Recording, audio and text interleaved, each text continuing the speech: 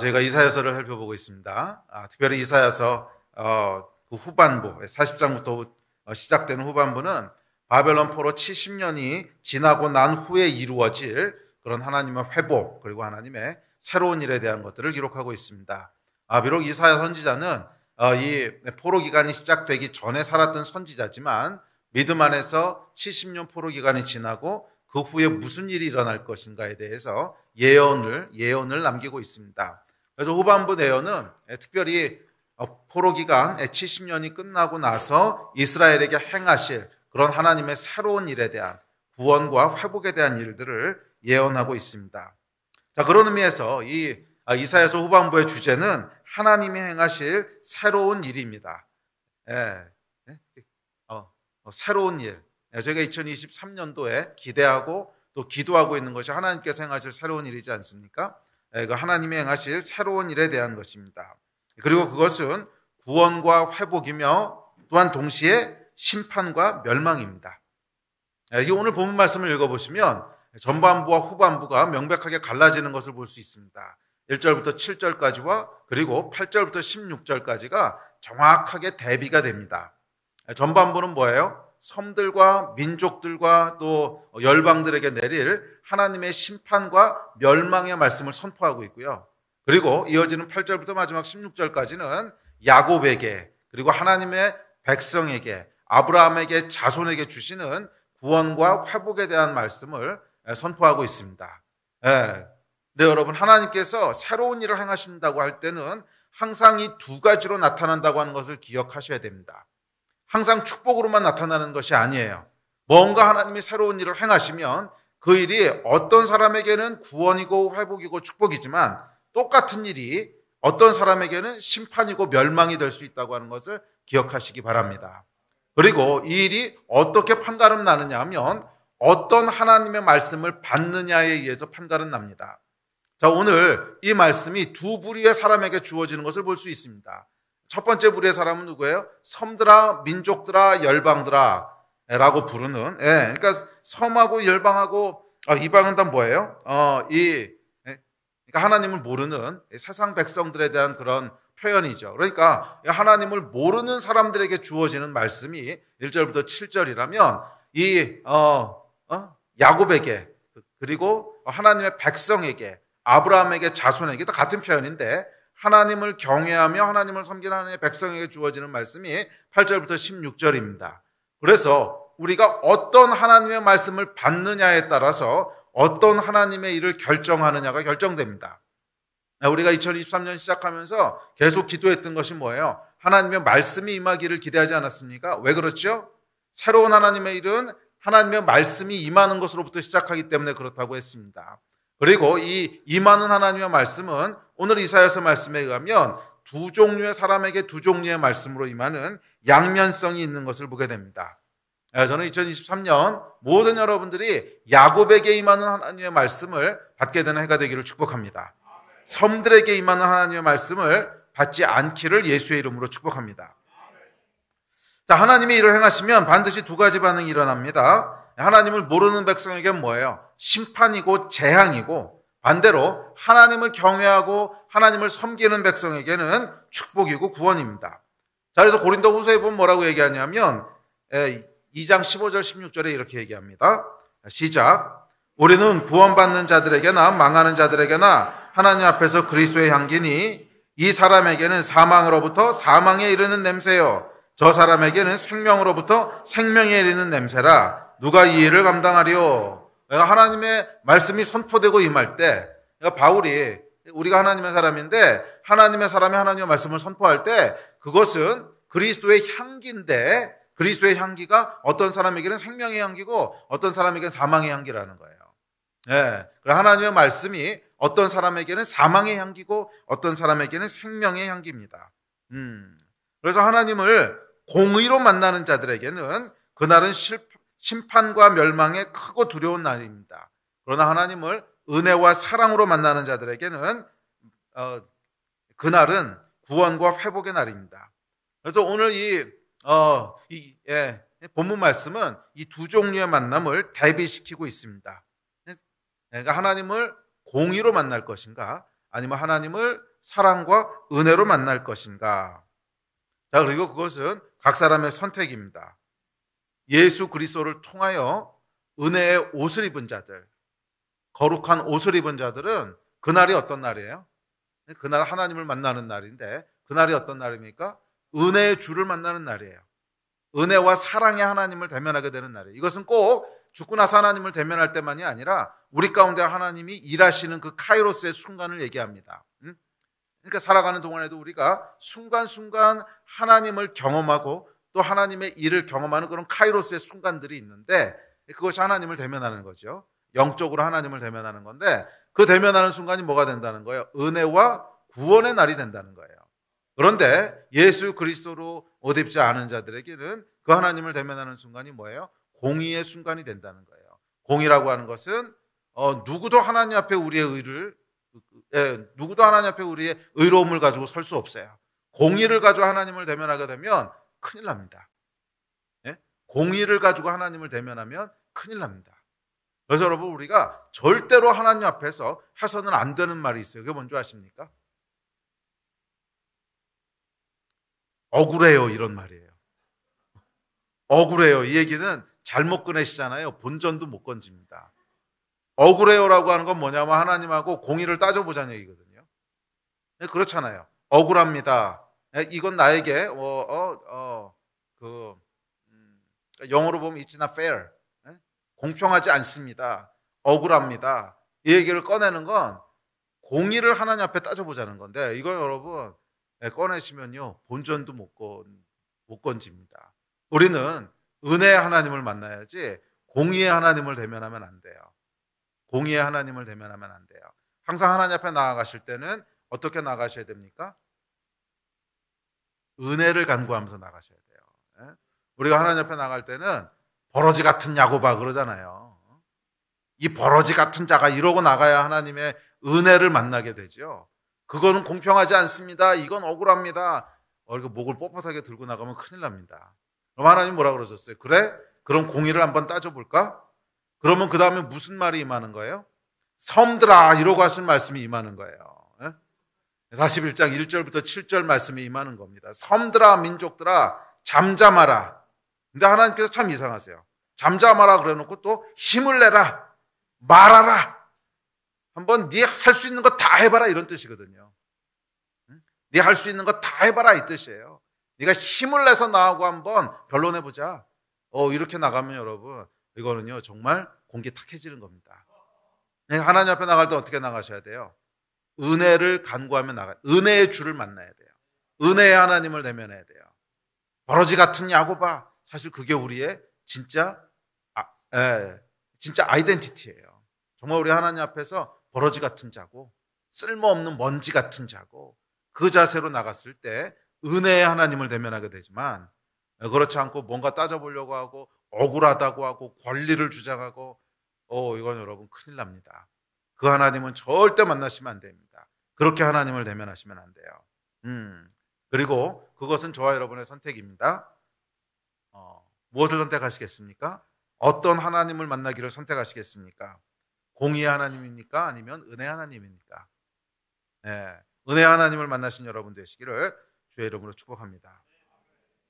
자, 이 두 종류를 대비해서 살펴보겠습니다. 자, 먼저 섬들을 향한 예언입니다.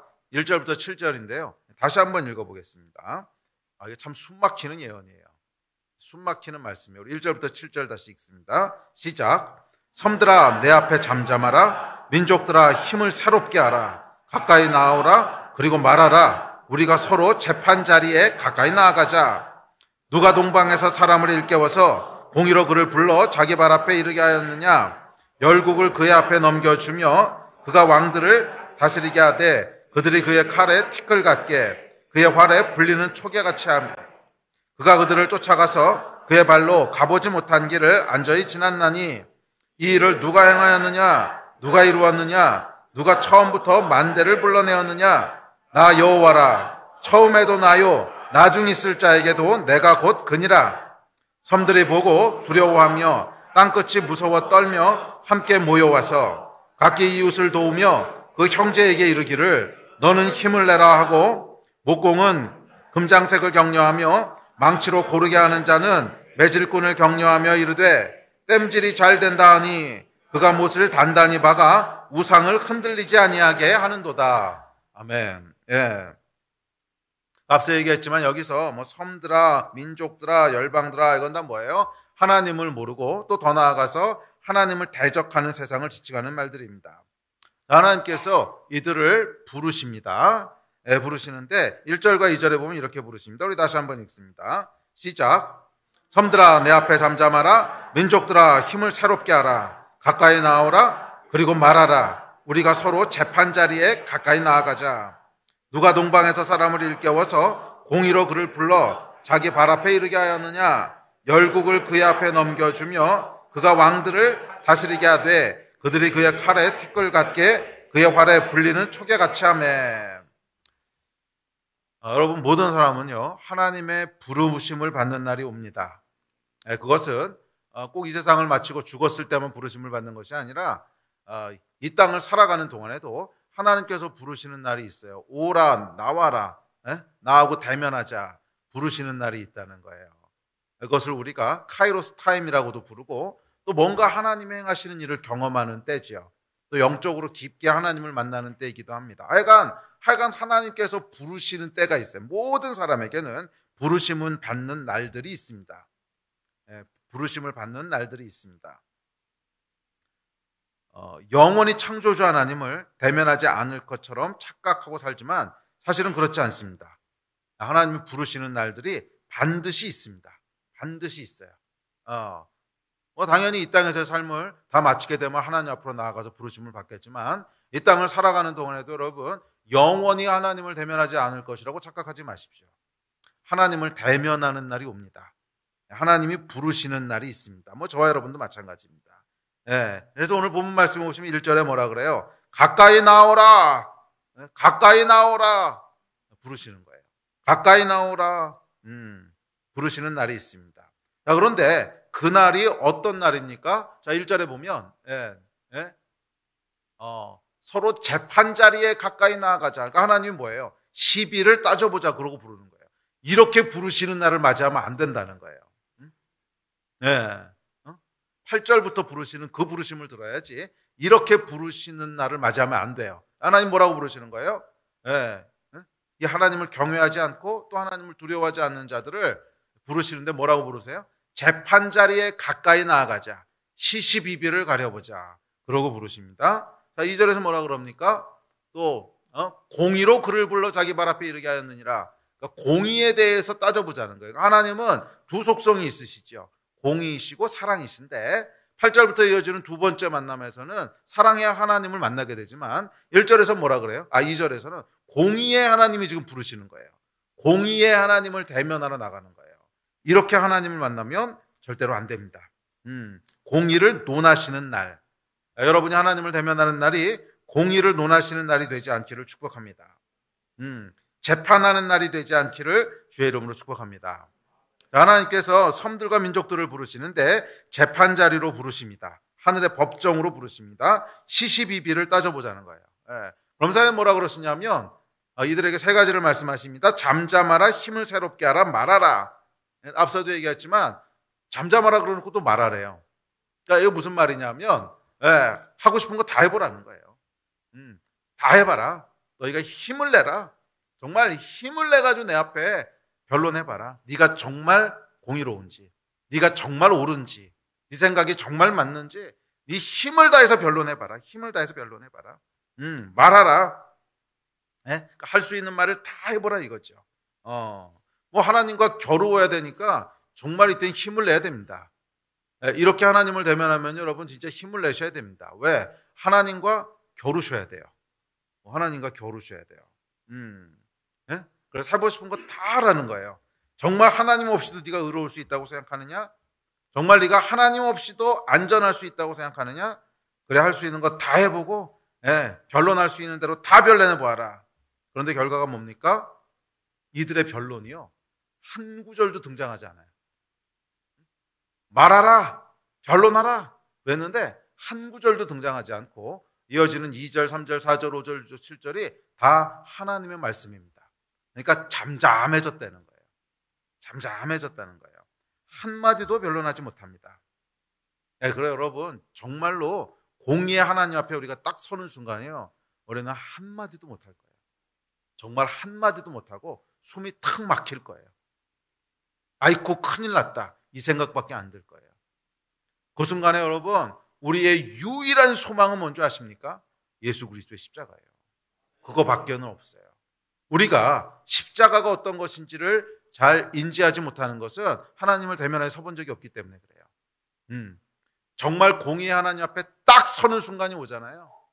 네? 정말 인생에 하나님을 대면해야 되는 순간이 오면 우리의 유일한 기댈 곳은 예수 그리스도의 십자가밖에 없을 거예요. 한마디도 못할 겁니다. 숨이 탁탁 막힐 거예요. 네가 하고 싶은 얘기 다 해봐라, 하나님께서 그렇게 말씀하시는데 한마디도 못해요. 토시 하나 나오지 않아요. 그냥 잠잠합니다. 잠잠해요. 네, 하나님 앞에 서는 순간 우리는 잠잠해집니다. 할 말이 없어요. 네, 우리 하나님은 너무나 공의로우신 분이시고 완벽하게 공의로우신 분이시기 때문에 그래요. 우리가 변론하고 원망하고 떠드는 것은 그분 앞에 서본 적이 없기 때문에 그렇습니다. 우리가 말을 많이 하는 것은 하나님 앞에 서본 적이 없기 때문에 그래요.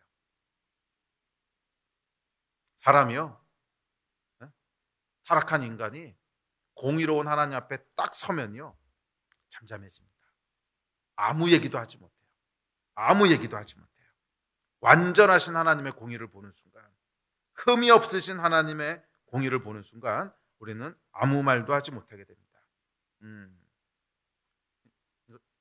그러니까 사람이요, 정말 하나님 앞에 서기 전까지는 말이 참 많습니다. 힘을 내서 말합니다. 내가 억울합니다. 내가 옳습니다. 이건 합당하지 않습니다. 주장하고요, 억울하다고 얘기하고 나의 권리를 주장하고 원망하고 한탄하고, 언제까지 그러는 줄 아십니까? 하나님 앞에 서기 전까지 그러는 거예요. 네. 이게 타락한 인간의 본성입니다. 내가 옳다고 얘기합니다. 그러나 하나님의 부르심을 받는 날, 가까이 나오라, 이 하나님의 음성을 듣는 날, 초청을 받는 날, 우리는 잠잠해질 겁니다. 아무 얘기도 못할 거예요. 아무 얘기도 못할 거예요.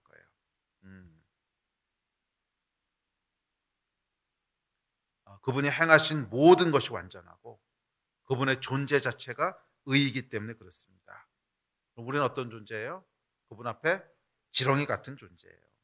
먼지 같은 존재예요.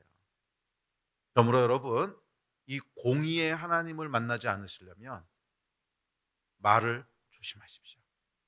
말을 조심하십시오. 응? 억울합니다. 어떻게 이러실 수 있습니까? 이것을 입에 올리지 마십시오. 혹시라도 하나님께서 그래? 그럼 나하고 변론해 볼래? 욥이 어땠어요, 여러분? 정말 굉장히 억울하고 표현할 수 없을 정도로 억울한 일을 당했던 사람이지만 그냥 하나님께서 욥을 부르셨어요. 그래? 나하고 변론해 볼래? 아무 얘기도 못했어요. 한마디도 못했어요. 공의의 하나님을 만나면 안 돼요. 네? 재판의 자리에서 하나님을 만나면 안 돼요. 그러면 여러분, 말을 조심하십시오. 정말 하나님 앞에 은혜를 구하는 태도를 늘 유지하십시오. 그게 뭐예요? 영이 깨어 있는 거예요. 우리 영이 깨어 있으면요, 영이 깨어 있다고 하는 것은 뭐냐면 하나님을 인식하고 있다는 거예요.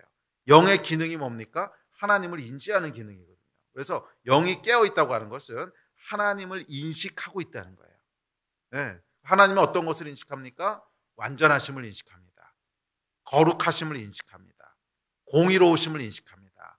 그러면은요, 그 앞에서 우리가 겸손해질 수밖에 없어요. 버러지 같은 존재입니다. 이 고백이 나올 수밖에 없어요. 그런데 영이 이렇게 깨어있지 못하고 탁해지잖아요. 그럼 그때부터 뭐가 나옵니까? 내 의가 나오기 시작합니다. 내 생각이 나오기 시작합니다. 이건 억울합니다. 이건 옳지 않습니다. 어떻게 이러실 수가 있습니까? 원망이 나오고 불평이 나오고 억울하단 말이 나오고. 이게 뭐예요, 여러분? 영이 깨어있지 못한 거예요. 영이 잠들어 있는 거예요. 그럴 때 나오게 되는 일입니다. 왜? 하나님을 인지하지 못하고 있는 거예요. 그러다가 여러분 큰일 납니다. 그러다 무슨 소리를 듣게 됩니까? 어떤 음성을 듣게 됩니까? 그래, 가까이 나오라. 재판 자리로 가까이 나오라. 이 음성을 듣게 되면 그때는요 정말 숨이 탁 막히는 그런 하나님을 대면하게 됩니다. 그러므로 여러분, 그분 앞에 잠잠하십시오. 그분 앞에 잠잠하십시오. 아멘. 자, 섬들과 민족의 침묵 속에 하나님의 변론이 계속 이어집니다. 2절부터 4절입니다. 자, 시작. 누가 동방에서 사람을 일깨워서 공의로 그를 불러 자기 발 앞에 이르게 하였느냐?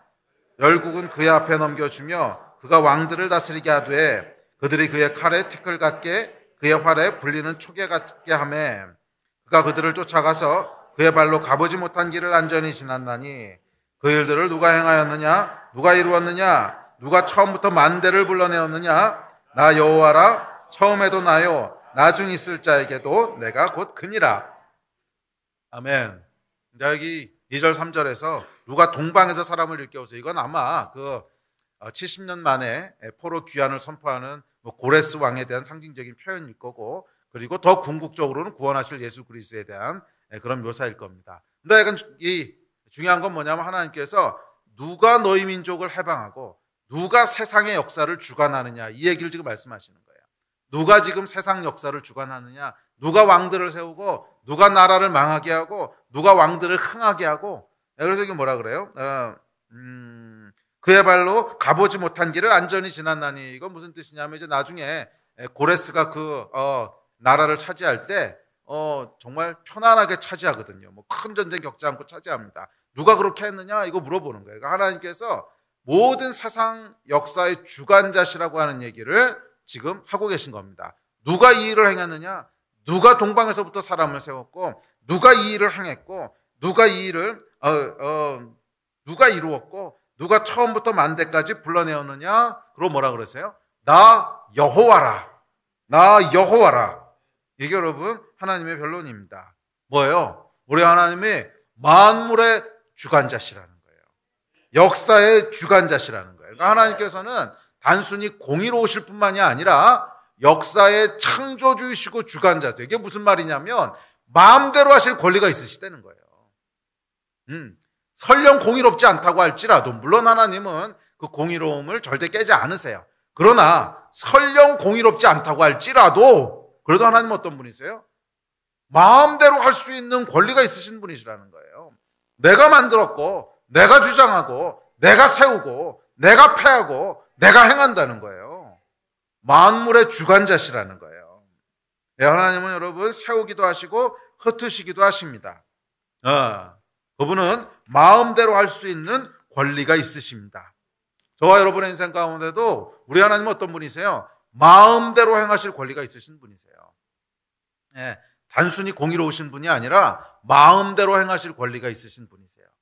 그래서 물론 하나님은 그렇게 안 하세요. 그러나 공의롭지 않다고 할지라도 저와 여러분은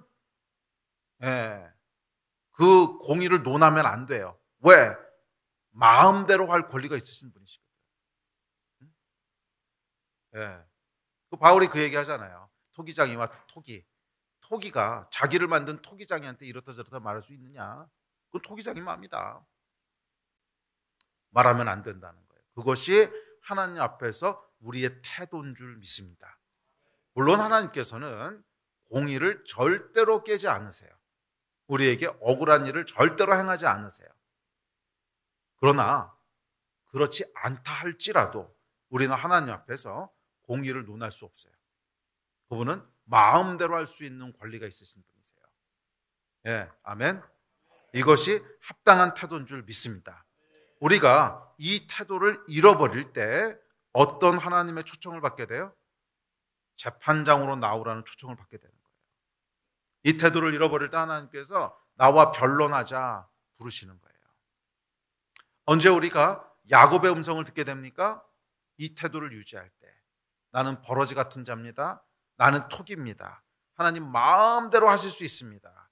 이 태도를 유지할 때 우리는 8절부터 이어지는 야곱아, 아브라함의 자손아, 이 하나님의 사랑의 음성을 듣게 되는 것이고, 이 태도를 실패했을 때는 섬들아 나오라, 섬들아 재판장으로 나오라 하는 이 초대를 받게 되는 거예요. 마음을 실패하지 않으시기를 주의 이름으로 축복합니다. 그분은 어떤 분이세요? 마음대로 하실 수 있는 분이세요. 우리 인생을 마음대로 하실 수 있는 분이세요. 그분이 마음대로 우리 인생에 하신다고 할지라도 우리는 그분 앞에 불평할 수 없어요. 그분이 우리 주인이시고 그분이 우리 창조주세요. 아멘. 이 현대인들은 여러분 너무 자기중심적이에요. 너무 자기중심적이에요. 이전보다 훨씬 자기중심적이에요. 이전보다 훨씬 자기중심적이에요. 자기가 이해할 수 없는 일이 생기거나 자기가 고통스러운 일이 생기거나 자기가 억울하다고 생각하는 일이 생기면 참지 못합니다. 참지 못합니다. 그리고 하나님에게 대듭니다. 원망합니다. 손가락질합니다. 물론 이게 인간의 본성이긴 한데 그래도 과거에는 이 정도는 아니었던 것 같아요. 그런데 점점점 심해집니다. 아니요, 여러분. 우리는 하나님께 뭐라고 할 수 있는 권리가 없어요. 그분 마음입니다. 그분 마음이에요. 그분은 창조주이시고 절대주세요. 아멘. 우리는 우리 중심으로 살아가는 이 죄를 벗어나야 돼요. 그 태도를 계속 유지해서는 은혜의 하나님을 만날 수 없어요. 아멘. 아니, 이해 안 되는 일 얼마든지 일어날 수 있습니다. 억울한 일 얼마든지 일어날 수 있습니다. 또 고통스러운 일 얼마든지 일어날 수 있습니다. 왜? 나는 톡이고 하나님이 토기장이세요. 그분 마음이에요. 그분 마음이에요. 우리 인생을 어떻게 하시든지 그건 그분 마음이에요. 물론 하나님은 선하시고 공의로우셔서 반드시 공의롭게 행하시지만 설령 그렇지 않다고 할지라도 우리는 말할 수 있는 권리가 없어요. 이것이 하나님 앞에서 우리가 마땅히 취해야 될 태도인 줄 믿습니다. 아멘. 하나님 향해서 삿대질하지 마십시오. 그러면 크고 두려운 날을 맞이하게 됩니다. 하나님 앞에서 원망하지 마십시오. 응? 그러면 심판의 하나님을 만나게 됩니다. 시시비비를 가리자고 하는 공의의 하나님을 만나게 됩니다. 그냥 납작 엎드리십시오. 납작 엎드리십시오. 아멘. 자, 그러자 섬들이 반응합니다. 이어지는 5절부터 7절입니다. 시작. 섬들이 보고 두려워하며 땅끝이 무서워 떨며 함께 모여와서 각기 이웃을 도우며 그 형제에게 이르기를 너는 힘을 내라 하고 목공은 금장색을 격려하며 망치로 고르게 하는 자는 매질꾼을 격려하며 이르되 땜질이 잘 된다 하니 그가 못을 단단히 박아 우상을 흔들리지 아니하게 하는도다. 이거 뭐예요, 여러분?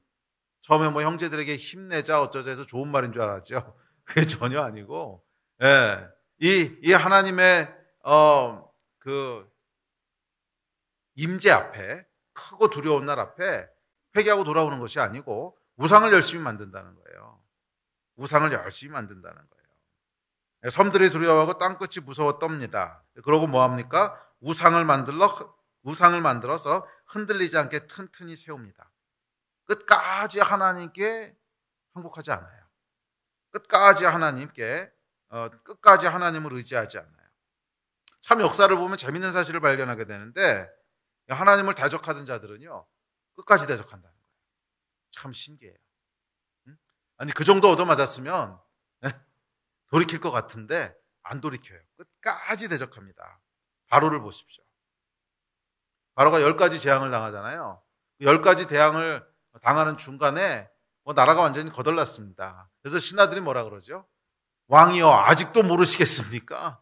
나라가 거덜났습니다. 우리는 망했습니다. 그런데 그게요 6번째, 7번째 재앙부터 그 얘기가 나오거든요. 처음에는 이제 그러려냐고 하나님을 대적하고 버텨봤는데 한 5번째, 6번째, 7번째 넘어가니까 그 신하들이 뭐라 그러냐면 아직도 모르시겠습니까? 우리 완전히 망했습니다. 나라가 완전히 거덜났습니다. 그런데 어떻게 해요? 끝까지 항복하지 않아요. 끝까지 하나님을 대적해요. 좀 놀랍죠. 왜 그런 줄 아십니까? 이게요 영이기 때문에 그래요. 영이기 때문에, 하나님을 대적하는 것은 영이기 때문에 그래요. 마귀를 보십시오, 여러분. 마귀가 참 측은하지 않습니까? 이게 또 이상한 얘기인데. 마귀가 여러분 좀 이상하지 않습니까? 얘는 망할 게 정해져 있잖아요. 얘는 망할 게 정해져 있잖아요. 예? 다른 길이 없잖아요.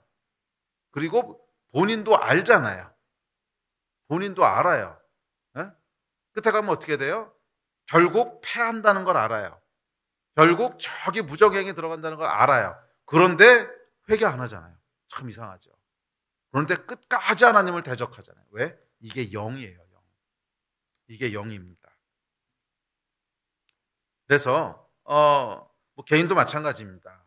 저 자신을 포함해서 각 사람도 이 영이 파쇄되지 않고는요, 하나님께 항복하지 못해요.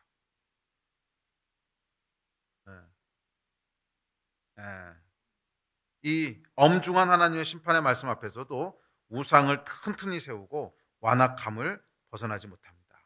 그래서 여러분, 우리는 우리의 행동 이전에, 우리의 마음 이전에 우리의 영이 먼저 새로워져야 돼요. 우리의 영이 먼저 새로워져야 돼요. 여호와를 경외하는 영으로, 여호와를 경외하는 영으로, 이 영이요 우리 안에 임해야 돼요. 제가 앞서 말씀드렸던 대적하지 말라고, 하나님 앞에 소위 뭐 이렇게 개기지 말라고 해가는 개기지 말라고 하나님 앞에. 그런데 그 태도가요, 내가 마음이 있다고 되는 게 아니에요. 그렇게 해야지 한다고 되는 게 아니에요. 뭐예요? 여호와를 경외하는 영이 임하셔야만 돼요. 그래서 이것은 마음 이전에, 행동 이전에 뭐예요? 영의 문제입니다. 여호와를 경외하는 영이 임해야 됩니다. 그래서 이사야 선지자가 11장에 보면 이렇게 예언합니다. 11장 2절 3절입니다. 시작. 그의 위에 여호와의 영, 곧 지혜와 총명의 영이요 모략과 재능의 영이요 지식과 여호와를 경외하는 영이 강림하시리니 그가 여호와를 경외함으로 즐거움을 담을 것이며 그의 눈에 보이는 대로 심판하지 아니하며 그의 귀에 들리는 대로 판단하지 아니하며. 이 예언의 말씀은 메시아에 대한 예언입니다. 그래서 오실 예수 그리스도에 대한 예언인데, 그의 위에 누가 강림하신다는 거예요? 여호와의 영이 임하신다는 거예요. 그런데 그 여호와의 영이 어떤 영이냐면 지혜와 총명의 영이고 재능의 영이고 지식의 영이고, 그다음에 여호와를 경외하는 영이에요. Spirit of the fear of the Lord. 여호와를 경외하는 영이에요. 이 여호와를 경외하는 영이 임할 때 여호와를 경외함으로 즐거움을 삼게 된다는 거예요.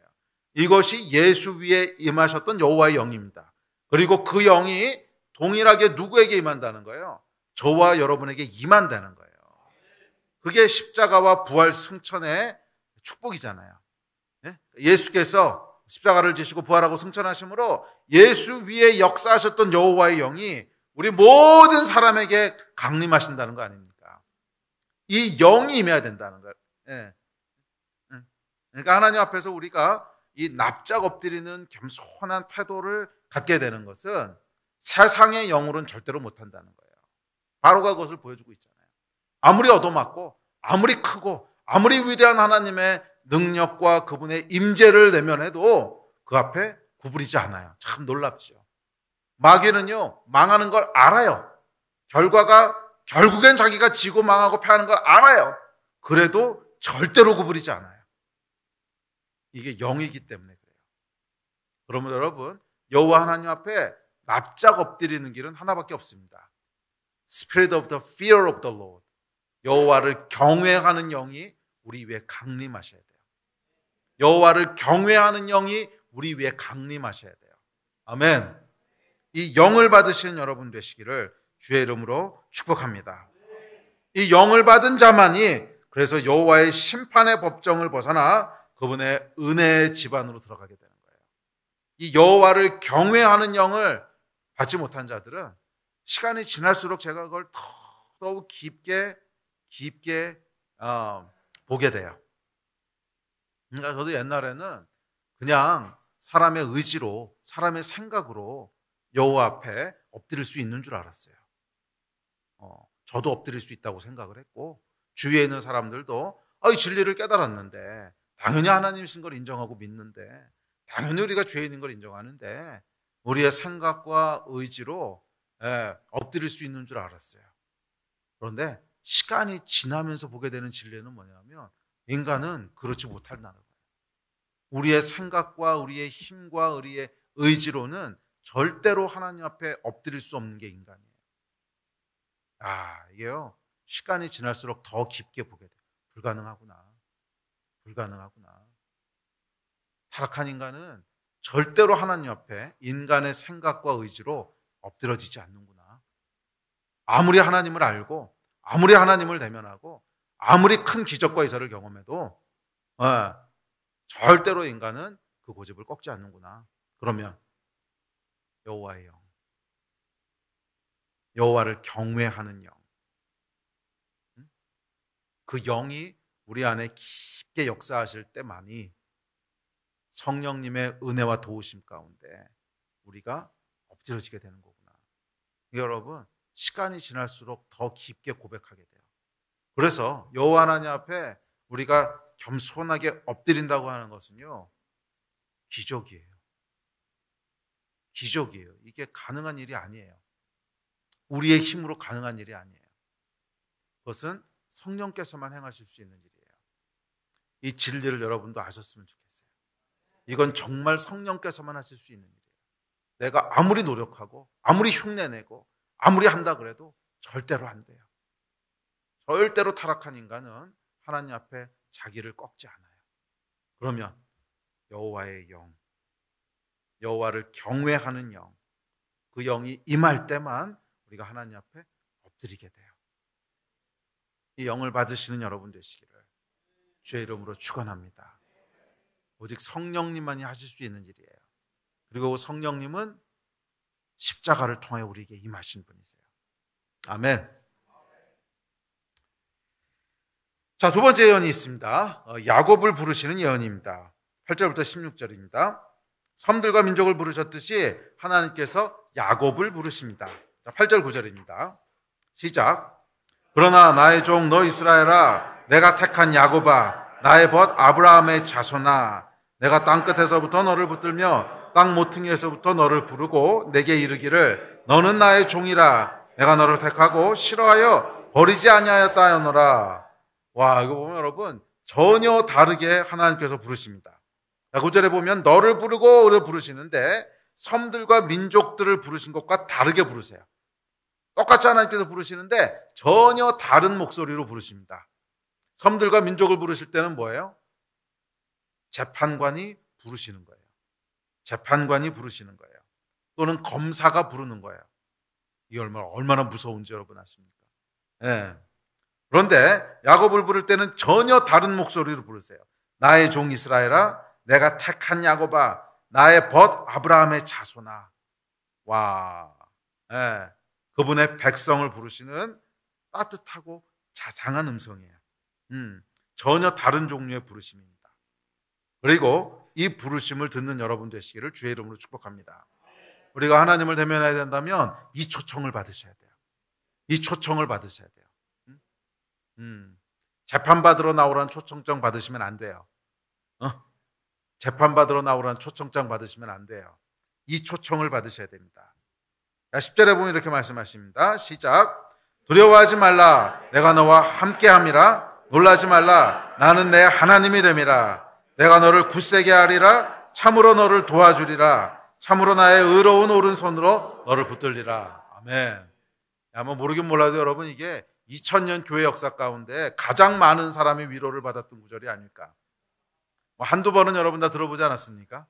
두려워하지 말라, 놀라지 말라. 내가 내 하나님이 됨이라. 너를 굳세게 하니라. 참으로 너를 도와주리라. 참으로 의로운 오른손으로 너를 붙들리라. 아마 2000년 역사 가운데 가장 많은 사람들이 위로를 받았던 말씀이 아닐까 싶습니다. 저도 이 말씀이 얼마나 많은 위로를 얼마나 여러 번 받았는지 모릅니다.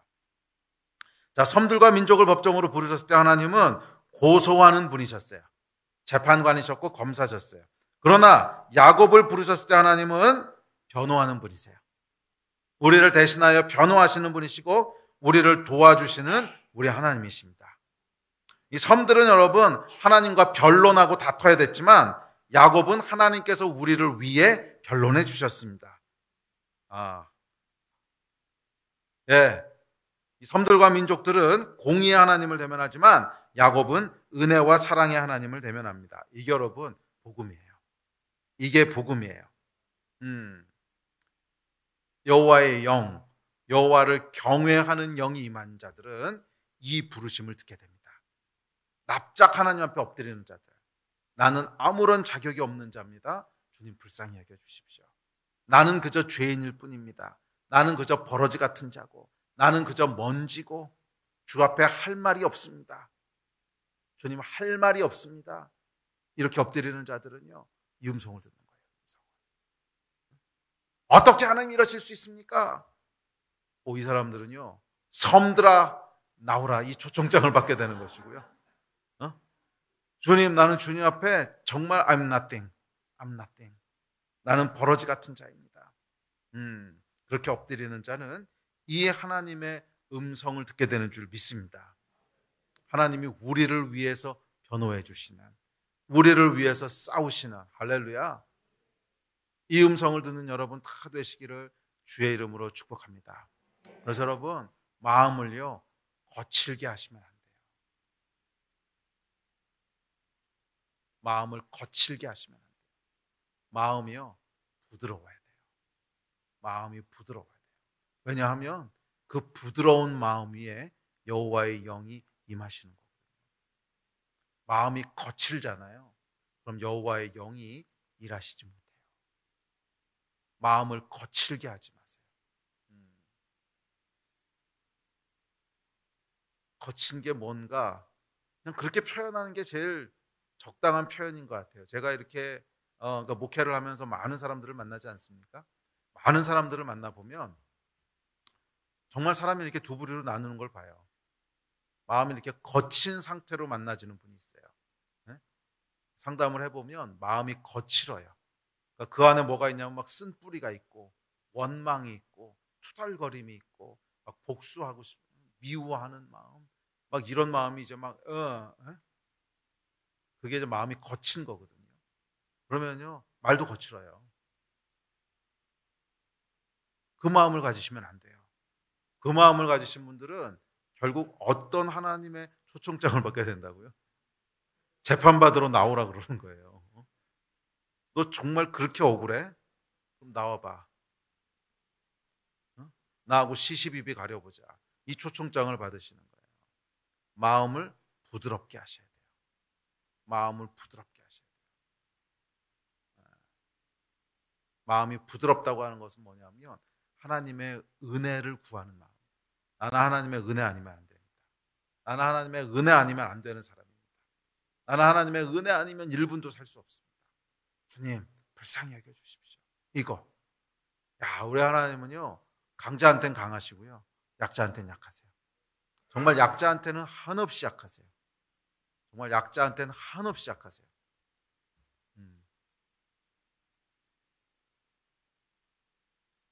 아멘이십니까? 야, 제가 이 하나님을 알게 되고 나서는 의도적으로 의지적으로 항상 약자의 편에 서는 거 아십니까?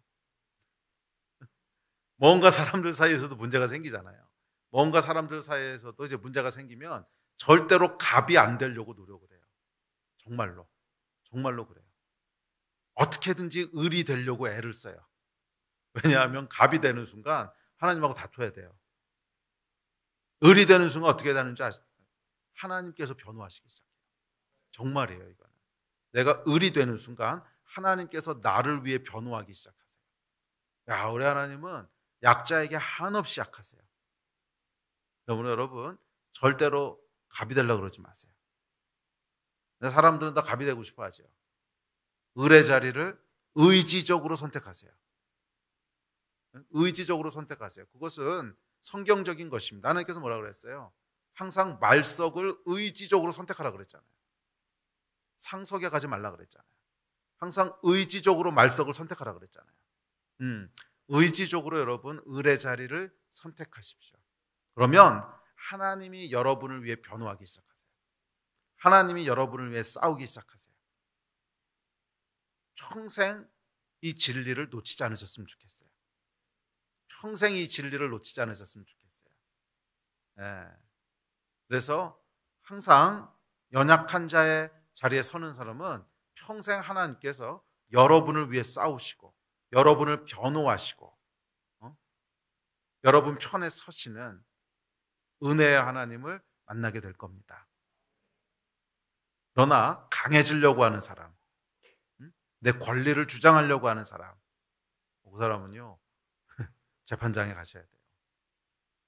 그 하나님을 대면하시면 안 됩니다. 연약한 자의 자리에 서시는 그런 하나님 되시기를 주의 이름으로 축복합니다. 이어지는 11절부터 13절입니다. 시작. 보라, 내게 노하던 자들이 수치와 욕을 당할 것이요 너와 다투는 자들이 아무것도 아닌 것 같이 될 것이며 멸망할 것이라. 내가 찾아도 너와 싸우던 자들을 만나지 못할 것이요 너를 치는 자들은 아무것도 아닌 것 같고 허무한 것 같이 되리니 이는 나 여호와 너의 하나님이 내 오른손을 붙들고 내게 이르기를 두려워하지 말라. 내가 너를 도우리라 할 것임이니라. 아멘. 예. 자, 그래서 이 야곱, 야곱의 부르심을 받는 자들의 축복은 뭐냐 하면 단순히 하나님의 심판을 피하는 것이 아니라 이 땅에서도 대적을 이기게 하신다는 거예요. 그렇죠. 하나님이 우리 대신 싸우시는데 당연히 이기죠. 이 땅에서도 여러분 승리를 보게 되실 겁니다. 그리고 그 승리는 내가 갑이 돼가지고 이루는 그런 승리가 아니에요. 하나님께서 우리를 위해서 승리를 주시는, 와, 이건 여러분 가장 지혜롭고 가장 영광되고 누구도 빼앗을 수 없는 승리를 얻게 되는 거예요. 아멘. 하나님께서 우리를 위해서 싸우셔서 우리의 대적을 치시는 이 승리를 얻게 되는 줄 믿습니다. 그러면 여러분 그리스도인은요 내가 싸우면 안 돼요. 하나님이 싸우셔야지. 이게 정말 지혜로운 자예요. 하나님이 우리를 위해서 싸우셔야 돼요. 내가 싸우면은요 이겨도 문제, 져도 문제예요. 이겨도 문제, 져도 문제예요. 응? 거기서 이기면 여러분 뭐 사람의 힘으로 싸우는데 이겼으니까 어떻게 되겠어요? 교만해지겠죠. 지면 어떻게 되겠어요? 지면 안 되죠. 우리는 고통받겠죠. 네. 우리의 힘으로 싸워서는 이겨도 문제, 져도 문제예요. 그러면 여호와께서 우리를 위해 싸우셔야 돼요. 여호와 하나님께서 우리를 위해 싸우셔야 돼요. 이 놀라운 승리의 자리로 가신 여러분 되시기를 바랍니다. 그것은 연약한 곳에 우리를 두는 거예요. 여호와 하나님이 아니면 안 됩니다. 하나님의 도우심이 아니시면 안 됩니다. 사람 앞에서도 그리고 하나님 앞에서도 이 겸손의 태도를 절대로 잃어버리지 마세요. 갑이 되려고 그러지 마세요. 항상 을의 자리에 서기를 기뻐하세요. 아멘. 그런다고 또 되는 게 아니긴 하더라고요. 사람이 이게 워낙 죄인이라. 그래도 의지적으로 계속 연약한 자의 자리에 앉기를 선택하십시오. 그랬을 때 우리 하나님께서 우리를 위하여 일하시는 줄로 믿습니다. 마지막 14절부터 16절입니다. 시작. 버러지 같은 너 야곱아, 너희 이스라엘 사람들아 두려워하지 말라. 나 여호와가 말하노니 내가 너를 도울 것이라. 내 구속자는 이스라엘의 거룩한 이인이라. 보라, 내가 너를 날카로운 새 타작기로 삼으리니 내가 산들을 쳐서 부스러기를 만들 것이며 작은 산들을 겨같이 만들 것이라. 내가 그들을 까부른즉 바람이 그들을 날리겠고 회오리 바람이 그들을 흩어버릴 것이로되 너는 여호와로 말미암아 즐거워하겠고 이스라엘의 거룩한 이로 말미암아 자랑하리로다. 아멘. 이 놀라운 승리를 다 얻게 된 여러분 되시기를 주의 이름으로 축원합니다. 우리 예배팀 앞으로 나오십시오. 저희 하나님께서 뭐라 그러세요? 버러지 같은 너 야곱아 두려워하지 말라. 그러니까 이게 지금 어떤 상태로 하나님 앞에 나왔다는 거예요. 나는 정말 버러지 같은 존재구나. 어떡하지? 연약한 마음으로 나왔다는 거예요. 그러니까 하나님께서 너 버러지 같은 야곱아 두려워하지 말라. 그러니까 이게 하나님이 우리를 부르시는 말씀이기도 하지만 동시에 뭐예요? 우리가 하나님 앞에 나가는 어떤 마음인지를 하나님께서 좀 보여주시는 거죠. 이 태도를 가지고 하나님 앞에 나가라는 거예요. 나는 가장 연약한 자입니다. 그러니까 버러지라고 하는 것은 뭐 비천하다 이런 뜻보다는 무능하다 이런 뜻이죠. 아무것도 할 수 없는 존재. 아무것도 할 수 없는 존재입니다. 그래서 두려워하는 거죠. 아무것도 할 수 없는 존재니까 하나님의 도우심이 아니시면 난 그냥 끝입니다. 주님 도와주십시오. 이 마음으로 나가려는 거예요. 그랬을 때 하나님께서 우리를 가장 강한 자가 되게 하신다는 거예요. 새 타작기가 되게 하시는데 산을 갈아서 없애버린대요. 와우. 산을 갈아서 없애버리는 타작기로 우리를 만드신다는 거예요. 이 놀라운 하나님의 말씀이 임하는 한 해가 되시기를 주의 이름으로 축원합니다. 주의 이름으로 축원합니다. 여러분의 하나님은 어떤 하나님이십니까? 심판의 하나님이십니까? 아니면 여러분을 위해 싸우시는 나를 변호하시는 하나님이십니까? 저는 여러분들에게 이 배짱이 좀 있었으면 좋겠어요. 누가 뭐래도 하나님은 내 편이야. 아멘. 이게 믿음 아니겠습니까? 누가 뭐래도 하나님은 내 편이야. 하나님은 나를 위해서 싸우셔. 나와 변론하고 대적하신 하나님이 아니라 나를 위해서 싸우시는 분이야. 이 믿음이 역사하는 한 해가 되셨으면 좋겠습니다. 이게 복음이고 우리의 축복인 줄 믿습니다. 여호와와 다투는 자가 되지 마십시오. 여호와 앞에서 말이 많은 자가 되지 마십시오. 말이 많다고 하는 것은 여러분 찬송하고 경배하는 말이 많다는 뜻이 아니죠. 대적하고 불평하는 말이 많다는 거죠. 말이 많은 자가 되지 마십시오. 여호와 앞에서는 그냥 엎드리는 자가 되어야 됩니다. 주님 도와주십시오.